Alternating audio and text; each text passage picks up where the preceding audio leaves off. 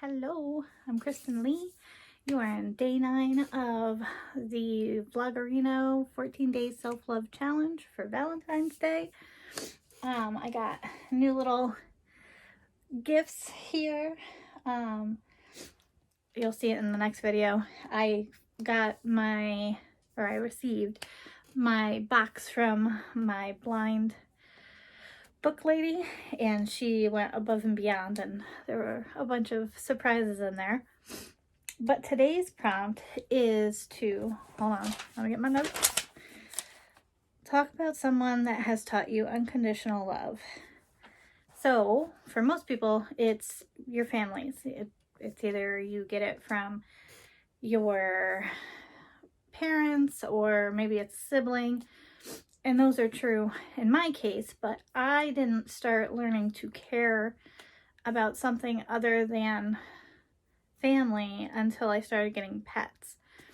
So that's who I'm going to talk about today, are the pets that I've had that taught me a lot of life lessons. So my first pet, I wish I had a picture of her. She was a huge part of my teenage years. Like, she's probably the reason why I don't want to get another dog because it was just heartbreaking when she left. But I had a dog named Iris. My dad brought her home, I want to say I was 10 or 11, and it was for one of my younger brother's birthdays, but I bonded with her. So I absolutely adored her, and she was an older dog, and the reason why my dad got her was his coworker told him that she was a farm dog her whole life and she would help raise German Shepherds, and she was getting older and she just didn't want to do it anymore. You know, she was this grumpy old lady dog on the farm and she just wasn't enjoying it anymore. So she tried city life for a change.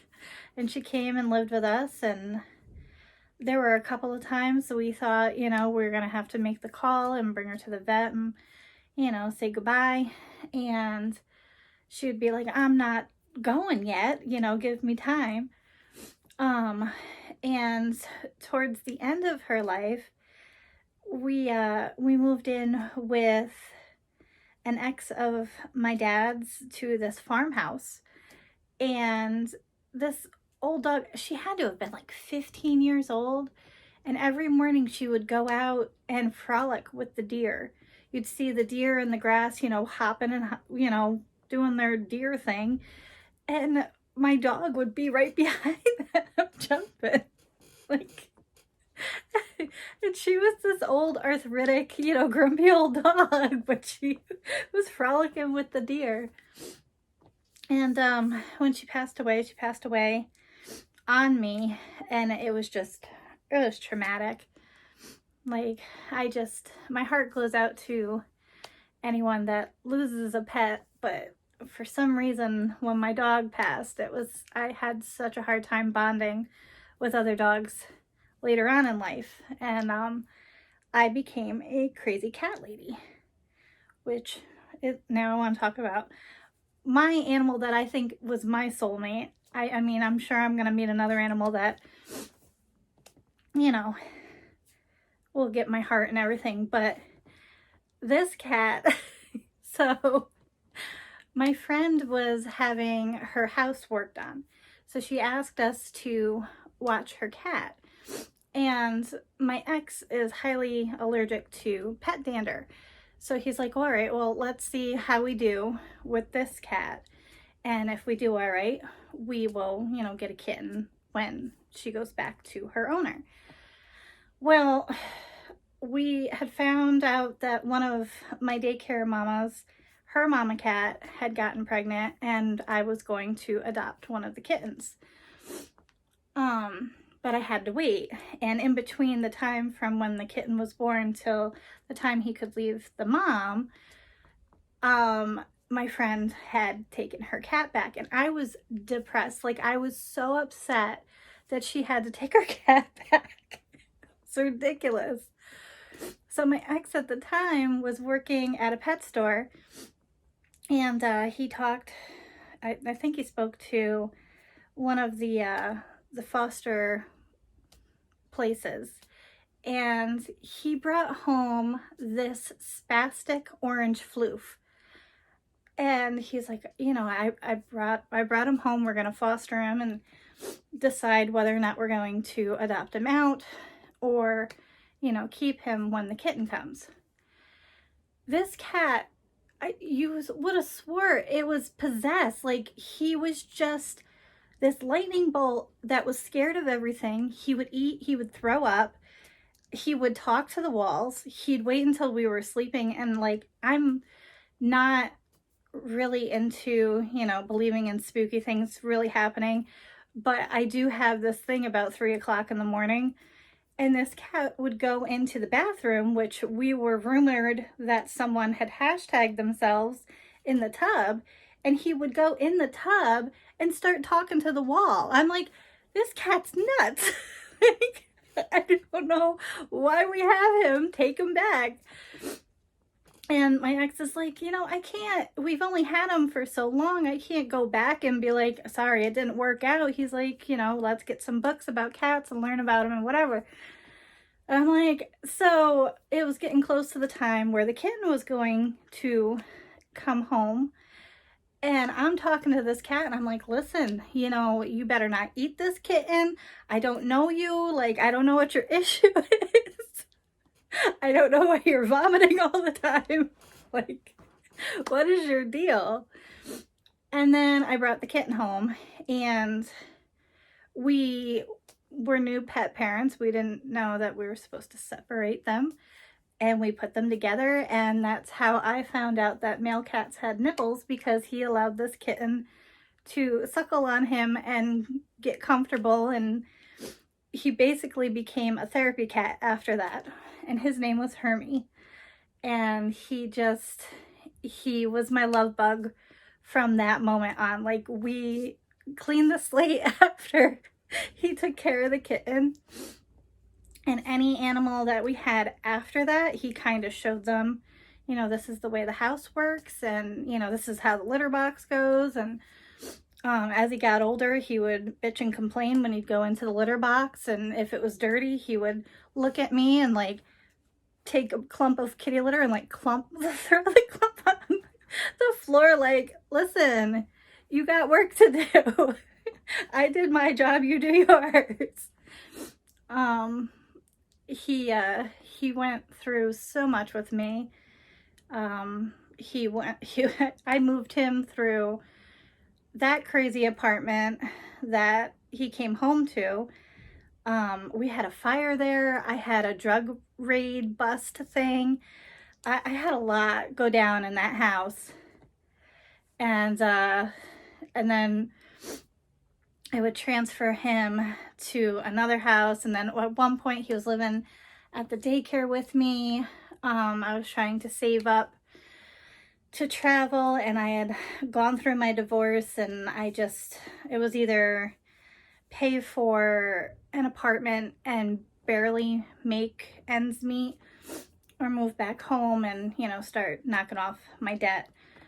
So he went everywhere with me. Like, and he was my therapy cat. Like, my anxiety attacks, my depressions, my everything. He would just, if I was having a really bad day, he would get up on my lap and he'd push down on my chest so I'd have to sit back, and then he would headbutt me. And then he would just like put his face so that you had to look him in the eye while he was purring to calm me down. And, sometimes when you're going through your emotions or whatever, you're like, okay, I don't want anything on me. And he would hop back up like, this is what you need. And sometimes he would like need me and give me a little massage and, just, you need this, relax. So I was devastated when he passed. He was 16.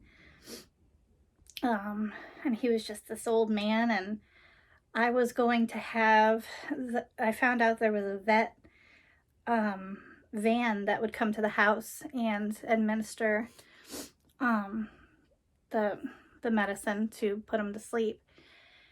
And all of my animals, when they knew that it was time to go, they went on their own. They did not let me choose for them. They let me know when they were gonna go.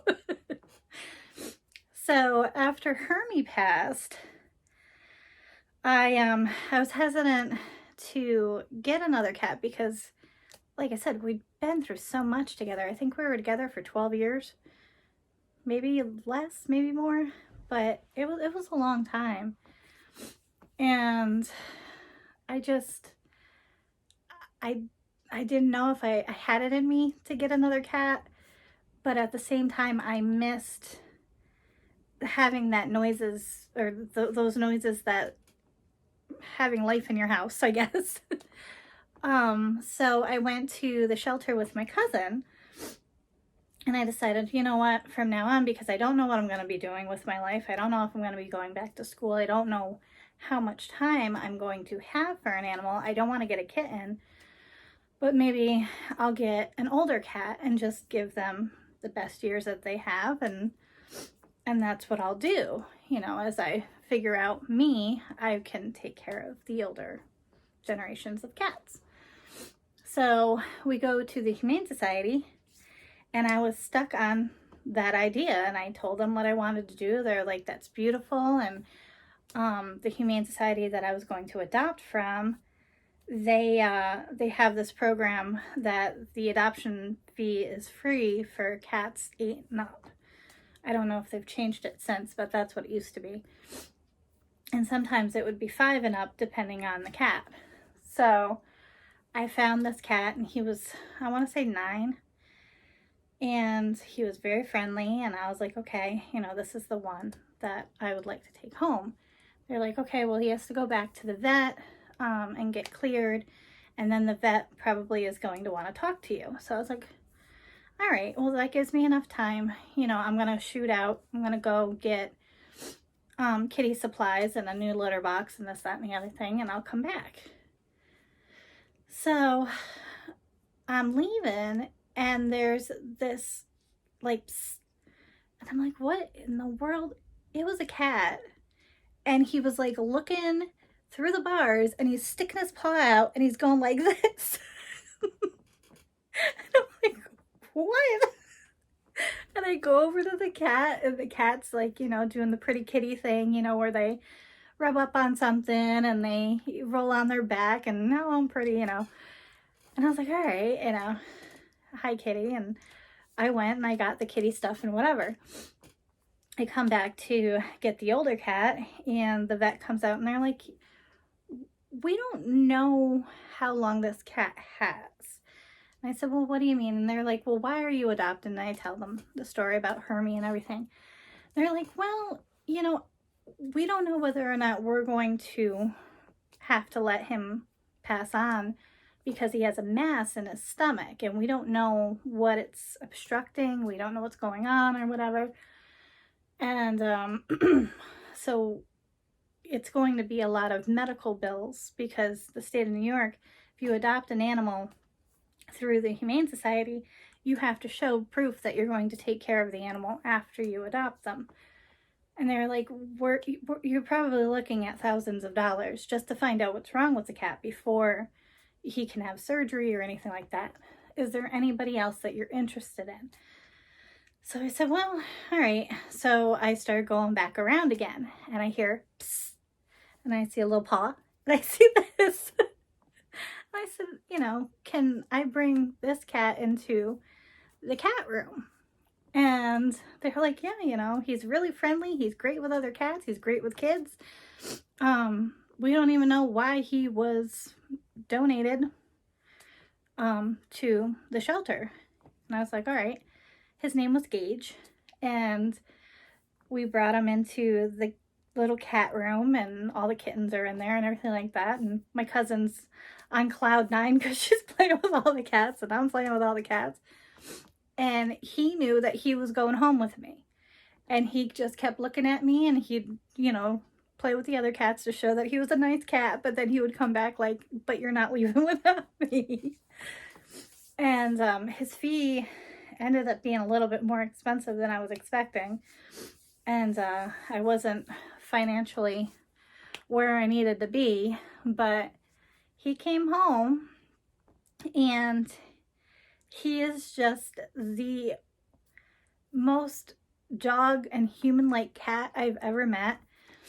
I loved him so much. He did not pass on. He is with one of my best friends and her family and has become a huge part of their family. And my nephew has made him an Instagram because he's like, he's just too pretty not to. I was like, okay. But I was gonna bring him out to California. My dad liked him, and I was ready to pay for the extra fee to have the animal on, and I even had the not to go container, the crate, the traveling crate for animals. And I was oh my gosh, I was so torn because I was like, he's never been on a plane, and I knew that I was moving into a townhouse because my family was looking for a bigger place, but they were saving up for it. And my job was going to be taking care of my little brother, who was 9 months at the time. So he was learning how to walk and crawling all over the place and everything.